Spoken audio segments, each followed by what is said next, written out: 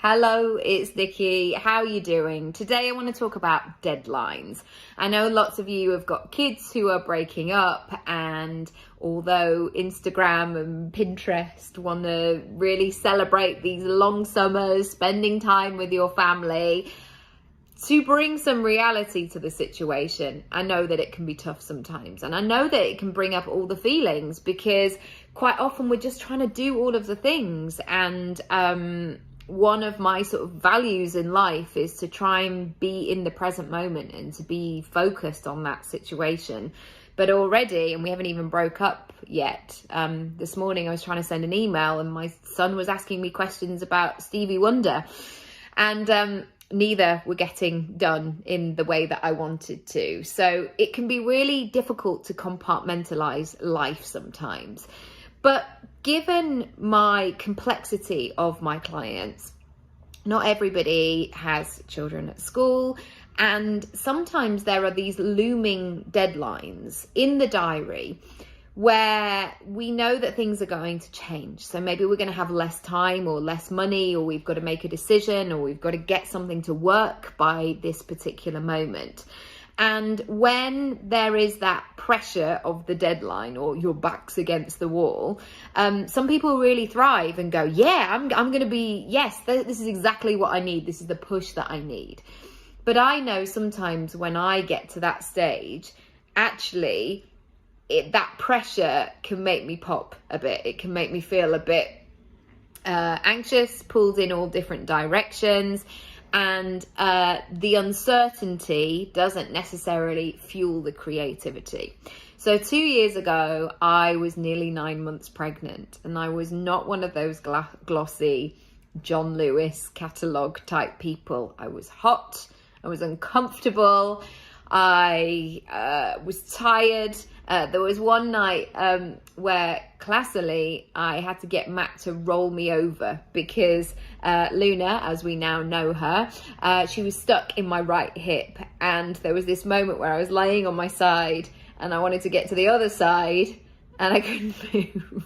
So I had to bang on the wall. Matt kind of came through. Fortunately, he was in the next room and had to give me a shove. So that's what we were sort of dealing with physically. But I wanted to talk about this deadline moment today and to reassure you that it's going to be okay. Because I think the pressure with a deadline is that we feel like we have to sort our whole life out and we have to know all the answers to all the questions.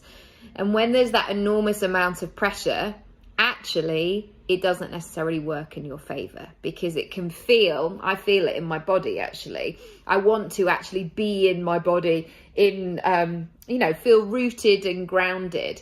But when I'm in that moment, I'm very much in my head, in my chest, my breath is short. There's a lot of stuff going on. So the first thing that I want you to look at and ask yourself is, first and foremost, are you all right? Are you fulfilling your basic needs that we all need as human beings? So are you drinking enough water? Are you having some veggies on your plate? Are you getting some sleep? Are you having some time away from your screen? I always do this. I start talking about health and well-being and then I start getting this hay fever frog in my throat. Anyway, see, it's moved. It's moved. All right. So that's the first thing I want to say. Are you fulfilling and taking care of your basic needs? Secondly, what actually needs to get done in that time? And really get focused on not getting busy and not doing everything and not like tying up loose ends, because sometimes a loose end is in a big old knot that you're not going to be able to even attempt to untangle at that time. So what I'm talking about here is the big stuff, is the stuff that requires you and it needs to get done. Is that being done?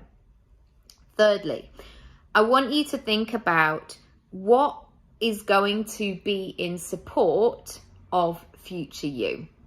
So for example, when I was thinking about having Luna, so I knew that I was going to have her on August the 6th, even though she was due on August the 11th. I was having an elective C-section because of some complications and also a personal decision that we made.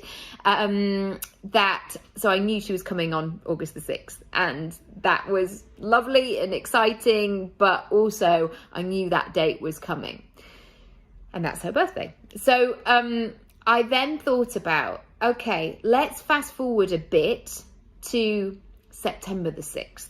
So what is that next month afterwards going to look like? And how can I make decisions now that are going to support that? So here's one example of something that I did. I planned loads of content, and I didn't necessarily feel that I had to write 200 new blog posts. I looked at what I had, and I thought, oh, well, I've said something about that before, or why don't I revisit that blog post and add a new title to it? Or I've got that video and I never released it. Why didn't I do that? And I started to pull these things together, and I created a schedule. So even though personally, in terms of my personal brand, my business, my sign on the door, on the metaphorical door, was firmly switched to closed, my business was still open and my business was still making money. And I really noticed how effective this was, because I wasn't seeing any clients for that first month of August, but I was getting inquiries and I was making sales, and there were opportunities coming my way. So around the beginning of September, so a month later, I was approached by a really brilliant organization, Stylist Magazine, to be part of one of their talks in October, maybe at the end of August actually. And we ended up having a chat, and I was booked and I was able to take my baby, and they were so welcoming and just really nurturing. And I took my mum, and it all worked really well. And that gig in itself was just so brilliant in terms of, well, it was a lovely experience and an honor to be there, but also financially, because let's talk about that. It was a really profitable Saturday afternoon that I ended up doing it, and lots of work led from there as well. So even though the panic, I've got to do everything, and also as well, if like the case is that you're having a baby, you might be quite hormonal as well, like I was. So there would be moments where I was just like, I can't do anything. And, you know, Matt would find me kind of just wandering about because I didn't have that focus, because there was too much other stuff going on in my body as well. So to round up, first, are you taking care of your needs before this deadline? Secondly, what actually needs to be done before this deadline? Let's not get busy, let's get focused. And the third, fast forward and think about those moves that you can actually make that are going to be a good use of your time, supporting you going forward. And I guess a bonus thing is, what can you do to keep growing your business that actually doesn't take loads of time, and it may not be a perfect moment. So actually in the August, September, October, November, my baby happened to sleep quite a lot in the day. She stayed awake at night. But that meant that I had hours in the day, because my son was at nursery, where I could make videos or I could make podcasts, and those sorts of things really grew my business. So even though you might be thinking, oh, I'd like to start a podcast, but maybe that project is for another time, start doing Instagram graphics with a little audio. It's really easy to do. That could be a way of talking to your audience. You don't have to do hair and makeup and the whole shebang, but you can grow and you can market what it is you do. So I would love to hear what would be helpful and what you've taken away from this and what you're going to do, and also what you're going to take off your plate, because there might be things that pop up. So I did a book workshop, and I suddenly put this pressure on myself that I had to write a book before she was born. Well, I've been that idea pretty shortly, pretty sharpish rather. And 2 years later, I still have not written this book. So those days will come. And if you're in this moment of going, how is anything ever going to change again? It will. And already, like, my daughter's going to start nursery next week, and so I'll have 2 days of childcare, like proper childcare. And yeah, it's really interesting of how that shift is going to work in terms of our lives. So I hope that's been useful. As always, I love to hear your thoughts, and please rate, review, subscribe, all that good stuff. And I'm sending you lots of love and lots of luck, whatever your deadline might be. Bye.